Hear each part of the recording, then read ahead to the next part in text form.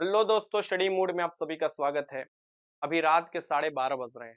आपके लिए अति महत्वपूर्ण वीडियो होने वाला है। थंबनेल आप लोग देख ही लिए होंगे। एक गलती और कंपटीशन से आप बाहर हो जाएंगे। वो अभी भी हो सकते हैं, लास्ट में भी हो सकते हैं।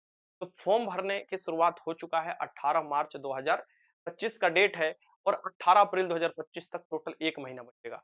आप फॉर्म भरने से पहले ये वीडियो जरूर देख लीजिएगा। मैं थोड़ा तेजी में चलूंगा, हर एक बातों को समझाते चलूंगा। और अगर आप ये बात नहीं समझते हैं और जल्दीबाजी में स्किप कर आगे बढ़ जाते हैं और फिर बाद में गलती करते हैं, तो उसमें कोई आपका सहायता नहीं करेगा और ऐसे में हजारों अभ्यर्थी बाहर हो जाते हैं, जिनका फॉर्म भी रिजेक्ट हो जाता है और बहुत से अभ्यर्थी फाइनल देकर भी बाहर हो जाते हैं। इस बार भी देखिएगा ना, बहुत से अभ्यर्थी 21,391 में बाहर होंगे। तो हर एक मैं जानकारी दूंगा। मैं आ चुका हूं ऑफिशियल वेबसाइट सीएसबीसी पर और एक-एक चीज मैं आपको समझा रहा हूं कि कौन फॉर्म भर सकता है, कौन नहीं भर सकता है। यहाँ पर आप देख सकते हैं कि यहाँ से फॉर्म अप्लाई होने का लिए एक्टिव हो चुका है। एडवर्टाइजमेंट संख्या 01/2025 के अंतर्गत 19,838 पदों की जो भर्ती है, इसके बारे में हम बात करते चलिए। यहाँ से मैं आपको ओके कर लेता हूँ। ओके जैसे ही करता हूँ, क्या मेरे सामने एक पेज खुलता है। पेज यहाँ पर आप देख सकते हैं, ये रहा आपका रजिस्ट्रेशन पेज और बिना रजिस्ट्रेशन का आगे प्रोसेस आप नहीं कर सकते। फिर आपको फॉर्म फिल करने के लिए दिया जाएगा और इसमें 10th 12th का सर्टिफिकेट नंबर देखा जाता है, ये सब आपको डलवाना है। फिर आपको आप व्यू एप्लीकेशन स्टेटस पर आप देख सकते हैं कि आपने क्या फाइनल किया है कि नहीं किया है। तो यहाँ पर सबसे पहले देख लीजिए, ये नंबर जो दिया हुआ है 6 नंबर। अगर कोई आपको हेल्प चाहिए होता है तो ये सपोर्ट टीम है, जो 9 बजे से लेके 6 बजे तक आपको शाम तक ये आपको सपोर्ट देगा। अगर मान लीजिए कोई पैसा पेमेंट कट गया या कोई भी चीज़ आपको जानकारी लेना है, तो सीएसबीसी का ये आपको ऑफिशियल है और यहाँ पर मेल भी कर आप जानकारी ले सकते हैं। यहाँ पर मेल वाला आईडी दिया हुआ है। चलिए आगे बढ़ते हैं। सबसे पहले मैं आपको एक-एक चीज़ समझाते चल रहा हूँ। रजिस्ट्रेशन पर हम क्लिक करेंगे, तो रजिस्ट्रेशन पर क्लिक करेंगे तो स्टेप 1 हमारा है रजिस्ट्रेशन। बिना रजिस्ट्रेशन के आप नहीं आगे बढ़ सकते हैं। तो यहाँ पर हिंदी में दिया हुआ है, यहाँ पर हिंदी इंग्लिश दोनों एक लैंग्वेज चूज़ कर सकते हैं, तो हिंदी। चलिए एक-एक चीज़ मैं आपको बताते चल रहा हूँ, मैं पढ़ लिया हूँ, हर एक-एक चीज़ बता रहा हूँ। सबसे पहले पंजीकरण आपको करना पड़ेगा, रजिस्ट्रेशन करना पड़ेगा और जो भी किया जाएगा अभ्यर्थी का नाम वो 10th के अनुसार किया जाएगा। यानी 10th में जो दिया होगा उसके अनुसार किया जाएगा। कहीं भी आपको जो है ये नहीं लगाना है मिस्टर, मिस, श्रीमती, डॉक्टर, ये सब आपका प्रयोग नहीं करते हैं। राष्ट्रीयता केवल भारतीय नागरिकों के लिए पात्र है ये। मोबाइल नंबर एक वैध सक्रिय मोबाइल नंबर देना होगा और जो मोबाइल नंबर और ईमेल आईडी दोनों, यानी ईमेल आईडी और मोबाइल नंबर आपको देना होगा। मोबाइल नंबर वो देना होगा तो एक्टिव होता है, यानी कि चालू है, बंद नहीं, क्योंकि सीएसबीसी इसी मोबाइल नंबर से आपको संपर्क करता है या इसी ईमेल आईडी से आपको संपर्क करता है, ठीक ना? और दोनों सही होना चाहिए। अगर बाद में बंद हो जाता है तो कैसे संपर्क कर पाएगा? इस तरीके से आपको मैसेज कैसे भेज पाएगा? तो ये साफ-साफ निर्देश दिया है और ध्यान में रखिएगा, फॉर्म भरते समय एक मोबाइल नंबर से एक ही फॉर्म भराएगा, एक ईमेल आईडी से एक ही फॉर्म भराएगा। इसमें भी ये भी चीज़ जानकारी इसमें दिया हुआ है। मैं हर एक चीज़ पढ़कर आपको बता रहा हूँ, तो वैध होना चाहिए, वैलिड होना चाहिए। बिहार राज्य के अधिवास यानी डोमिसाइल जो होना चाहिए, अगर बिहार राज्य के हैं तो हाँ चुनिए, या नहीं है तो नहीं चुन लेना। बिहार राज्य के हैं तो हाँ चुनना है, नहीं है तो नहीं चुनना, ठीक ना? लिंग जो लागू हो, पुरुष, महिला, ट्रांसजेंडर जो भी आप हैं वो लिंग। आरक्षण कोटि, तो आरक्षण कोटि वही भरेंगे जो बिहार के पहले नंबर निवासी हैं।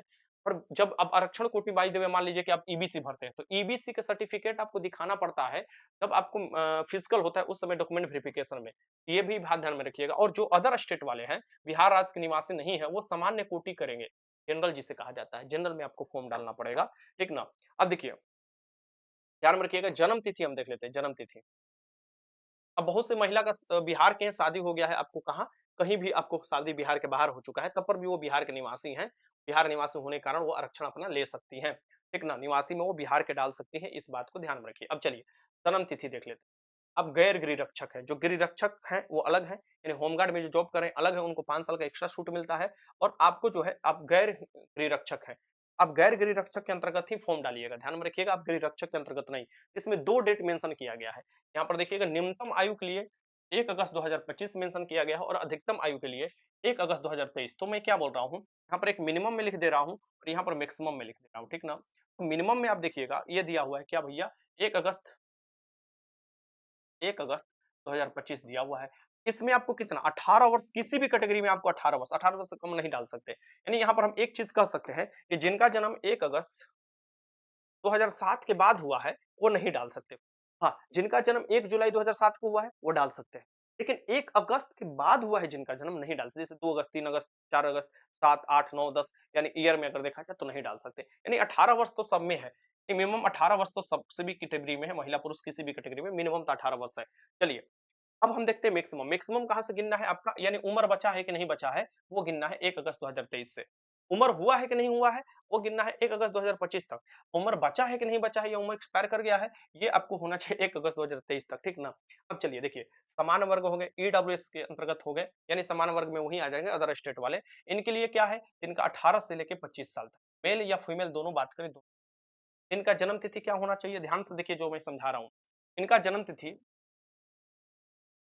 देखिए, शॉर्ट में लिख रहा हूँ, 1 अगस्त 2007। ये क्या होना चाहिए, पहले होना चाहिए, पहले, ठीक? और किसके बाद बाद होना चाहिए, यहाँ पर आपको 1 अगस्त 1998 के बाद, यानी 1 अगस्त 1998 के बाद वाले जन्मे वाले व्यक्ति और 1 अगस्त 2007 के पहले जन्मे वाले व्यक्ति, जो भी महिला पुरुष है, जिस कैटेगरी यानी कि समान वर्ग, अदर अदर राज्य वाले और ईडब्ल्यूएस वाले, जो भी मेल फीमेल है, वो फॉर्म भर सकते हैं। और यहाँ पर एक चीज उदाहरण मैं दे देता हूँ, जैसे कि किसी अभ्यर्थी का जन्म हुआ है 2 अगस्त 1998, वो फॉर्म भर सकता है। लेकिन किसी अभ्यर्थी का जन्म हुआ है 20 जुलाई 1998, वो फॉर्म नहीं भर सकता। कुछ ही दिन के लिए नहीं, आपको एक्सपायर हो गया, लेकिन एक्सपायर हो गया, ठीक? तो आप कर सकते हैं। हाँ, 2008 वाले नहीं फॉर्म भर सकते, 2009-10 ऐसे कर भी फॉर्म नहीं भर सकते, क्योंकि उनका एज ही नहीं 18 साल हुआ है। इस तरीके से आप देख सकते हैं कि ये जो फॉर्म भर सकते हैं, उनका मैंने आपको बताया। अब चलते हैं आगे। ये बीसी और ईबीसी के मेल के पहले देखते हैं। तो मेल के लिए 27 साल मैक्सिमम है। इनका कौन-कौन फॉर्म भर सकते हैं? तो फिर मैं बता देता हूँ यहाँ पर, 1 अगस्त 2007 के पहले, यानी कि पहले, ठीक ना? और फिर क्या, यहाँ पर आप कह सकते हो, क्योंकि इनको 2 साल का छूट मिलता है। यहाँ पर आप कह सकते हो 1 अगस्त 1996 के बाद, 1 अगस्त 1996 के बाद और 1 अगस्त 2007 के पहले वाले फॉर्म भर सकते हैं। कौन भैया? तो बीसी और ईबीसी के मेल, मेल सिर्फ। तो फीमेल, फीमेल की बात करें तो इनको देखिए 18 साल का, 28 साल होता है, 18 से 28 साल होता है। ये 1 अगस्त के पहले जन्म होना चाहिए और किसके बाद में जन्म होना चाहिए? 1 अगस्त 1 अगस्त 1995, यानी इनका जन्म कब का होना चाहिए? 1 अगस्त 1995 के बाद होना चाहिए और 1 अगस्त 2007 के पहले होना चाहिए। फीमेल किस कैटेगरी के? तो बीसी और ईबीसी के। चलते हैं अब एससी एसटी की बात करें तो इनका क्या होना चाहिए? इनका भी सेम है, 1 अगस्त 2007 के बाद होना चाहिए, पहले होना चाहिए, यानी पहले। तबे ना 18 वर्ष इनका पूरा होगा, 2007 के पहले, ठीक? ठीक ना? अब देखते हैं, यानी फिर क्या होना चाहिए? इसमें आपको देखिए इनको मिलता है 5 साल का छूट, यानी कि 25 में 5 साल, यानी कि 18 से 30 साल इनको दे रहा है। इस तरीके से इनको अगर देखा जाए, इनका अगर एज देखा जाए, तो इनको ये कौन-कौन फॉर्म भर सकते हैं? तो इनका 1 अगस्त,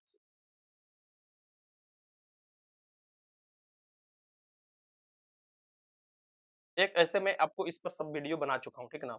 1993, ये मेल फीमेल दोनों की मैं बात कर रहा हूँ, एससी एसटी में सबके लिए है। 1 अगस्त 2007 के पहले होना चाहिए और 1 अगस्त 1993 के बाद होना चाहिए। क्या 92 वाले फॉर्म भर सकते हैं? नहीं भर सकते। यानी 1 अगस्त 1992 वाला नहीं। और ध्यान में रखिएगा, 1 अगस्त दे रहा है तो 1 अगस्त के बाद कोई भी समय आए, 2 अगस्त, 3 अगस्त, या आपको सितंबर, अक्टूबर, नवंबर 1993 कोई भी फॉर्म भर सकता है। लेकिन इसके पहले ने वाले, महीने वाले और साल वाले लोग नहीं भर सकते। महीना हो या साल वाले लोग भर नहीं भर सकते। वहीं आपको देखिए बिहार के निवासी नहीं है, तो वो समान वर्ग के अंतर्गत आएँगे, वो मैंने आपको बता चुका हूँ। और बिहार के अगर ट्रांसजेंडर है, तो वो आपको बीसी कैटेगरी चाहिए और उनका भी एज क्या है? तो बिहार राज्य के ट्रांसजेंडर के लिए भी सेम एज है, जो कि आपको ये एससी, एसटी के लिए। एससी और एसटी के लिए जो एज है वो सेम है बिहार के ट्रांसजेंडर यानी थर्ड जेंडर, लेकिन कैटेगरी में उनको बीसी चूज करना होगा। एज में उनको एससी, एसटी का छूट मिलेगा, ठीक? इस तरीके से आपको पता होना चाहिए, ये समझिए। इस पर मैं अलग से आपको ले चुका हूँ क्लास। यह डाउट। और बिहार राज्य के गृह रक्षक है ना, तो जो भी मैंने कैटेगरी बताया उसमें 5 साल जोड़ लीजिएगा। हाइपोथेटिकली मानकर चलिए कोई एससी एसटी का अभ्यर्थी है, वो बिहार होम गार्ड में जॉब करते हैं, ठीक? मान लीजिए ए नाम का कोई विद्यार्थी है जो बिहार होम गार्ड में जॉब कर रहे हैं, यानी होम गार्ड में जॉब कर रहे हैं। उनको कितना उम्र में छूट मिली? यानी उनका अगर एक तो 18 से 25 साल उनका उम्र होता है, 18 से 25 साल यानी 25 साल में होता है, इसमें 5 साल और जोड़ दीजिए, यानी ये 18 से 30 साल हो जाता है। माफ कीजिएगा, यहाँ पर सॉरी, यहाँ पर 18 से एससी-एसटी की हम बात कर रहे हैं ना। एससी-एसटी में आपको क्या होता है यहाँ पर, इनका 18 से 30 साल, जब ये होमगार्ड नहीं है तो। लेकिन होमगार्ड होते ही क्या होगा, यहाँ पर 5 साल जुड़ जाएगा, यानी 18 से 35 साल के बीच वाले जो भी अभ्यर्थी फॉर्म, इस स्थिति में 5 साल का और छूट मिल जाता है। इसलिए ना मैं आपको बताता हूँ, देखिए छूट मिला है ना सब में। देखिए इनका देखिए ये 30 हो गया है 25 से, 18 से 30, फीमेल भी 18 से 30, ईडब्ल्यूएस में भी 18 से 30, 18 से 30, ईबीसी, बीसी में भी 18 से 32 हो गया है, यानी 5 साल का बढ़ा है। ये 18 से 33 यानी कैटेगरी तो बढ़ेगा ही, यानी कि इस कैटेगरी में जितना छूट मिलता है ठीक है, और फिर एक्स्ट्रा 5 साल आपको मिल जाएगा। तो 5 साल का जो छूट मिलता है 5 वर्ष का, वो फ़ायदा होता है। और अभी जो 15,000 भर्ती पर आपको बिहार होमगार्ड हो रहा है, इसमें आप देखिएगा कि अगर आपका हो जाता है तो 5 साल छूट मिलेगा, और ये 5 साल में ये भर्ती तो नहीं पकड़ाया, लेकिन अगला भर्ती ज़रूर आपसे पकड़ा जाएगा, और उसमें आपका 50% सीट भी रिज़र्व होता है बिहार पुलिस में। इस स्थिति में इसमें आप बाज़ी मार सकते हैं, ठीक ना? इसलिए मैं बोल रहा हूँ कि थोड़ा ध्यान से आप लोग बिहार होमगार्ड का कीजिए। अब उपयुक्त चीज़ आप लोगों ने पढ़ लिया, आगे आपको बढ़ने आगे पढ़कर आपको बढ़ना है। बढ़ने के बाद आपको फ़ी कितना देना है भाई, पंजीकरण के लिए फ़ी कितना दें? ध्यान में रखिएगा कि फ़ी रजिस्ट्रेशन के समय ही लिया जा रहा है, यानी बिना फ़ी का रजिस्ट्रेशन नहीं हो रहा है। क्यों? ये ज़रूरी था इसलिए क्योंकि बहुत से लोग बस ऐसे ही रजिस्ट्रेशन करते रहते थे कि संख्या कितना है, फॉर्म कितना भराया है, कितना रजिस्ट्रेशन हुआ है। फ़ी जब जोड़ दिया तो बहुत ये कौन पैसा बर्बाद करने जाएगा जी? बहुत कम लोग होगा। तो कौन-कौन देखिए, सभी कोटि के गैर अधिवासी यानी जो भी अदर स्टेट वाले हैं, वो उनको ₹675 मेल-फीमेल दोनों की मैं बात कर रहा हूँ, ठीक? समान वर्ग यानी बिहार के अधिवासी और ईडब्ल्यूएस वाले और ईबीसी, बीसी वाले, ये सभी मेल कैटेगरी की मैं बात कर रहा हूँ, ठीक ना? ये कौन वाला? यूआर समान वर्ग जनरल जिसे कहा जाता है ईडब्ल्यूएस और ईबीसी और बीसी वाले, इनको ₹675 देना होगा, ठीक ना? वहीं अदर स्टेट जैसा आपको देना होगा। बाकी सभी बिहार की लड़कियों के लिए ₹180 है, और एससी-एसटी महिला पुरुष दोनों के लिए ₹180 है, और बिहार राज्य के ट्रांसजेंडर के लिए ₹180 है। इसे भी ध्यान में रखिएगा। ठीक है, सफल भुगतान के बाद अभ्यर्थी जो होंगे, ये अपना मोबाइल नंबर और ईमेल आईडी के साथ पंजीकरण प्राप्त करेंगे, और ये ध्यान में रखिएगा कि ये सभी आपके पास होना चाहिए, भविष्य के लिए आपको रखना होगा। अभ्यर्थी को भुगतान करते समय सावधानी बरतनी चाहिए, एक पंजीकरण के लिए एक ही भुगतान करना चाहिए, वह ध्यान में रखें। किसी भी मामले में सफल पंजीकरण के बाद आपका शुल्क नहीं लौटाया जाएगा, एक बार आपका पंजीकरण हो गया तो फिर पैसा नहीं लौटाया जाएगा। भुगतान करने के बाद पंजीकरण फॉर्म में कोई परिवर्तन नहीं किया जा सकता है, इसलिए भुगतान भरने से पहले अभ्यर्थी विवरण को जाँच कर ले, यानी कि कोई भी आप पेमेंट कर देते हैं तो फिर परिवर्तन नहीं। अगर बिजली या इंटरनेट या कोई विफलता के कारण या बैंक धीमा काम कर रहा है बैंक आपका, इसके कारण जो आपका पैसा फँस जाता है वो 7 दिन के अंदर आपको लौटाया जाएगा। 7 दिन के अंदर क्या होगा आपका लौटाया जाता है, ठीक। आवेदन भरने की अंतिम तिथि के बाद किसी भी परिस्थिति में आपको आवेदन स्वीकार नहीं होगा, तो आपको डेट रहते फॉर्म भर लेना है। उससे पहले मैं आपको कुछ जो जानकारी दे रहा हूँ, उसे समझने की कोशिश कीजिए। पंजीकरण अगर रद्द करना है, मान लीजिए किसी का डेट ऑफ बर्थ गलत हो गया, किसी का नाम गलत हो गया, किसी का जाति गलत हो गया, उसको कैंसल करना है, क्या रद्द करना है अब पंजीकरण, तभी आप आगे सुधार कर सकते हैं। तो आपको क्या करना है, व्यू एप्लीकेशन स्टेटस पर क्लिक करना है, जो मैंने आपको शुरू में दिखाया था। उसमें क्या करना है, अपना आवेदन यानी रजिस्ट्रेशन नंबर डालना है, मोबाइल नंबर डालना है, कोई भी एक चीज़ डाल सकते हैं। मोबाइल जिस मोबाइल से रजिस्ट्रेशन मोबाइल नंबर डाल सकते हैं, या आप रजिस्ट्रेशन नंबर और आपको जन्म तिथि सबमिट कीजिएगा, वहाँ पर आपको खुल जाएगा आपका, और वहाँ कैंसल रजिस्ट्रेशन का ऑप्शन देगा, वहाँ पर कैंसल आप कर सकते हैं। अब ये कैंसल कीजिएगा तो आपका जो मोबाइल और ईमेल आईडी से भरे थे वो फ्री हो जाता है, और फिर उससे आप अपना फॉर्म अप्लाई कर सकते हैं सही वाला। एक अभ्यर्थी एक ही बार करेंगे अप्लाई। जब भी आपको फॉर्म अप्लाई कीजिएगा, आपको तो रद्द करने के लिए भी और रजिस्ट्रेशन होने के लिए भी आपका ओटीपी आता है, यानी ओटीपी होगा। रद्द करने के लिए ओटीपी इसलिए भेजा जाता है कि आप ही अभ्यर्थी है ना, आप ही का नंबर है ना, ये आपको ओटीपी भेजा जाता है। रद्दीकरण के बाद अभ्यर्थियों ने पंजीकृत नंबर और संदेश प्राप्त होगा, जिससे वो पंजीकरण रद्दीकरण का उल्लेख होगा कि हाँ, आपका रद्द कर दिया गया ओटीपी में, ये चीज़ ठीक। पंजीकरण रद्द करने के बाद अभ्यर्थी का मोबाइल नंबर और ईमेल आईडी मुक्त कर दिया जाता है, कि वो दोबारा फॉर्म भर सके, लेकिन एक मोबाइल नंबर से और एक ईमेल आईडी से एक ही फॉर्म भर सकते हैं। देखिए, ये चीज़ सभी चीज़ हम लोगों ने पढ़ लिया, और ध्यान में रखिएगा, आवेदन भरने की अंतिम तिथि 18 अप्रैल 2025 है, तब तक आपको 10+2 होना चाहिए, यानी 10+2 आप पास होना चाहिए, ये बात ध्यान में रखिएगा। ये भी यहाँ पर दिया हुआ है। तो हम पढ़ लेते हैं, पढ़ लिए, ठीक है, पढ़ लिए, इस पर हम क्लिक करेंगे, क्लिक कर कर आगे बढ़ेंगे। आगे बढ़ेंगे तो पेज आपको खुलेगा। जैसे मैं आपको यहाँ पर क्या करूँगा, प्रोसीड पर क्लिक करूँगा, पेज खुल गया। पेज खुल गया ना, तो यहाँ पर आपको हर एक चीज़ को ध्यान में रखना होगा। फिर से मैं बता देता हूँ, कोई डाउट होगा तो इस नंबर पर आप कॉल कर सकते हैं, या सीएसबीसी के नंबर, ठीक। अब यहाँ पर आपको क्या करना होगा, जो भी भरना होगा 10th के सर्टिफिकेट के अनुसार भरना होगा।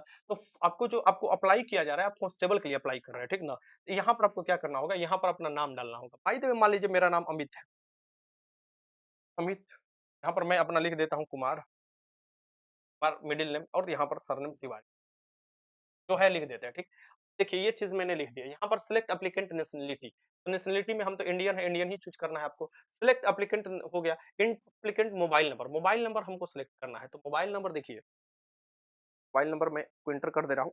यही मोबाइल नंबर है जिस पर आपको संपर्क भी आप लोग करते हैं। तो यहाँ पर मैं आपको क्या करूँगा, मोबाइल नंबर यहाँ पर एंटर करूँगा। जैसे कि यहाँ पर मान लीजिए 6299 629983 83 87 8732, ये हो गया आपका मोबाइल। फिर हम आगे बढ़ेंगे तो यहाँ पर क्या होगा, एड्रेस, ईमेल एड्रेस। तो ईमेल एड्रेस में कोई भी ईमेल एड्रेस फालतू-फालतू मैं बना लेता हूँ। यहाँ पर AFG एट द रेट, ऐसे आप फालतू मत बनाइएगा, ठीक ना? नहीं तो फिर दिक्कत हो जाएगा। हम बना रहे हैं CMAIL.com। यहाँ पर देखिए, मैं ऐसे आपको बता रहा हूँ कि आगे के प्रोसीजर करने के लिए ज़रूरी है ये, ठीक? ये हो गया आपका मेरा ईमेल आईडी। मान लीजिए मतलब मेरा नहीं है, फालतू-फालतू है। अब क्या आप डोमिसाइल है स्टेट का, अगर आप बिहार के अधिवासी हैं तो बिहार भरिएगा, नहीं है तो नो भरिएगा, नहीं है तो नहीं है भाई। अगर बिहार के हैं तो यही चीज़ तो समझने की चीज़ है कि यही थोड़ा बहुत जो गलती हो जाता है वो आपको बाहर कर देता है या बाद में आपको बाहर कर सकता है। तो यहाँ पर हम बिहार के अधिवासी हैं तो हम बिहार का डालेंगे। अब ये कह रहा है कि सिलेक्ट दो एप्लीकेशन जेंडर, जेंडर भी ध्यान से, यानी कि जल्दीबाजी में अब जेंडर ही अपना बदल दीजिएगा, ठीक ना? तो जेंडर में हम क्लिक करेंगे, क्या यहाँ पर हम हैं मेल भैया तो मेल ही करेंगे, ठीक ना? जो जैसा होगा वो करेगा। फिर सिलेक्ट एप्लीकेंट रिजर्वेशन, यानी मैं रिजर्वेशन के अंतर्गत, तो बाय द वे मान लो हम कैटेगरी के अंतर्गत आते हैं। हम यहाँ पर अगर बाय द वे मान लो हम अपना फॉर्म भरते हैं ईडब्ल्यूएस में, ईडब्ल्यूएस करेंगे। अगर अदर स्टेट वाले हैं तो क्या करेंगे, वो चूज़ करेंगे आपको जनरल। अगर बीसी वाले हैं तो बीसी वाले, तो हम यहाँ पर ईडब्ल्यूएस, ठीक ना? तो यहाँ पर है कि आपको क्या है, You have selected EWS category. Please make sure to submit relevant certificate time of document verification. साफ साफ बोल रहा है कि जो भी आप करते हैं वो आपको क्या देना है, डॉक्यूमेंट वेरिफिकेशन के समय आपको सेलेक्ट करना है। जैसे कि मैं यहाँ पर आपको ईडब्ल्यूएस किया, अगर यहाँ पर यहीं पर मैं आपको कुछ और कर देता हूँ, जैसे मान लो ईबीसी वाले चाहे बीसी वाले, बीसी कर देता हूँ तब पर भी कि आपको बीसी कैटेगरी का आपको सर्टिफिकेट रिलेवेंट देना होगा। यहाँ पर मैं आपको जो भी कैटेगरी भरिएगा तो उसको सोच समझ कर भरिएगा, ठीक ना? आगे चलते हैं। अब देखो, ये अगर कैटेगरी में गलती करते हो ना तो बाद में प्रॉब्लम होता है, आपको बाहर कर दिया जाए। Select applicant date of birth, तो date of birth by the way मैं गलती डेट ऑफ बर्थ डाल देता हूँ क्योंकि देखिए डेट ऑफ बुढ़ा गया आदमी, डेट ऑफ बर्थ है 7 मान लीजिए, कुछ भी मान लीजिए, नहीं हम मान लीजिए साल में बदल देते हैं और मान लीजिए 2000, ठीक, तो ये साल हो गया। तो ये देखिए ये क्या दे रहा है कि are you home guard of Bihar state, क्या आप होमगार्ड में जॉब करते हैं? जी नहीं करते हैं। तो नहीं करते हैं तो क्या करेंगे? करते हैं तो हाँ करेंगे, यस। जैसे ही आप यस करेंगे तो आपको यहाँ पर देगा होमगार्ड नंबर आपको, क्योंकि नंबर आपको मिलता है। फिर date of completion of basic training आपको कब करने किया है, डिस्ट्रिक्ट ऑफ एनरोलमेंट यानी किस डिस्ट्रिक्ट में आपको एनरोलमेंट हुआ है, ये आपको होमगार्ड वाले भरेंगे, ठीक ना? लेकिन हम तो होमगार्ड है ही नहीं है, तो यहाँ पर हम नो क्लिक करेंगे, नो क्लिक करेंगे और क्या करेंगे, आगे प्रोसीड हिट करेंगे तो देखिए ये सभी के सभी, देखिए ये मेरा आपको सब चल कर आ गया। ये चीज देखना है कि क्या गलत है क्या। देखिए ये सभी चीज में आपको एक बार अगर गलती हुआ तो आपका काम तमाम हो गया। देखिए यहाँ दिया अप्लीकेट, तो ये सही होना चाहिए, सभी आपको अल्फाबेट जो होना चाहिए स्ट्रेंथ के अनुसार सही होना चाहिए। बात इसके चलते बाहर भी, क्योंकि जब नंबर बराबर होता है तो अल्फाबेट भी देखा जाता है। इंडियन तो सही है, मोबाइल नंबर तो आपका ये हो जाएगा, ईमेल आईडी ये हो जाएगा और डोमिसाइल यस बिहार का अगर है तो यस आपको है। अब यहाँ पर जेंडर देखिए मैं मेल हूँ तो जेंडर ईडब्ल्यूएस है तो ईडब्ल्यूएस यहाँ पर, और आपको जो डेट ऑफ बर्थ है डेट ऑफ बर्थ। अगर किसी में भी त्रुटि है, अगर कोई लग रहा है कि नहीं सर जी हम गलत भरे हैं, तो आपको क्या करना है, एडिट एप्लीकेंट डिटेल पे जाना है। क्या जाना है, यहाँ पर आपको सही कर लेना है, एडिट वाला पर एडिट जाकर सही कर देना है। क्योंकि अगर आप एक बार रजिस्ट्रेशन बटन आगे क्लिक कर देते हैं तो मेक पेमेंट पर करेंगे तो फिर आपको बदलाव नहीं। जैसे कि भाई मान लो कि हम सब चीज पढ़ लिए, पढ़ने के बाद हमारा सब चीज सही पाएगा। फिर से मैं बता देता हूँ, अगर गलत कुछ होता है एक बार मिला लेना है ध्यान से। किसी के यहाँ फॉर्म भी भरवाने अगर आप चाहते हैं, भाई मान लीजिए किसी के पास आप फॉर्म भरवाने जाते हैं, उस समय आपको क्या करना होगा, उस समय ये सभी चीजें क्या करना होगा, आपको भरना होगा। और उस समय आपको देखना होगा कि वो फॉर्म भर रहा है तो किस तरीके से भर रहा है और क्या क्या चीज डिटेल्स डाल रहा है आपका, ध्यान में रखिएगा। तो यहाँ पर मैं मान लो कि क्लिक पर यहाँ पर क्लिक करूंगा, सब चीज मैं देख लिया कि नहीं सही है, गलती नहीं है मेरा। सभी क्या क्या चीज नहीं गलती है, नेम डेट ऑफ बर्थ और कैटेगरी और आपको जेंडर, ये सब आपको गलती नहीं होना चाहिए। यस हम कर देते हैं और फिर यहाँ पर हम कैप्चा डाल देते हैं। देखते हैं वैसे तो नहीं लेगा ये, लेकिन हम डाल कर देखते हैं। FHEEL,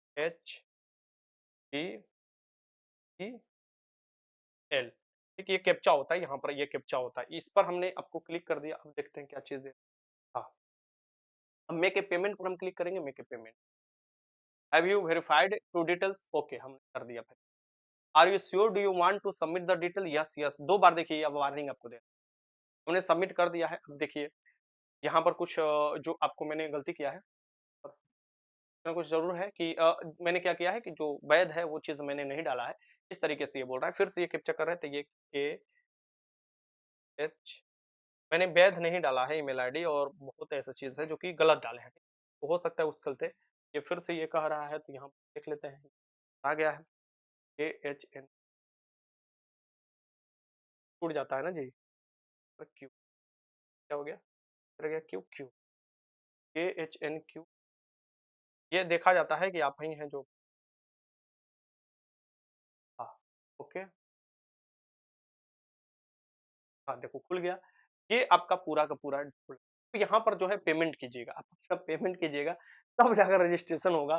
तब जाकर देखिए अमाउंट में यूआर जैसे ईडब्ल्यूएस डाला गया था 675 दिखा रहा है ना, तो ये कटेगा और बैंक चार्ज जो भी लगेगा वो भी कटेगा, ठीक। इस तरीके से आपका ये फॉर्म है, ठीक ना। और फॉर्म भरते समय इस बात को शुरू में रजिस्ट्रेशन में तो गलती नहीं करना है।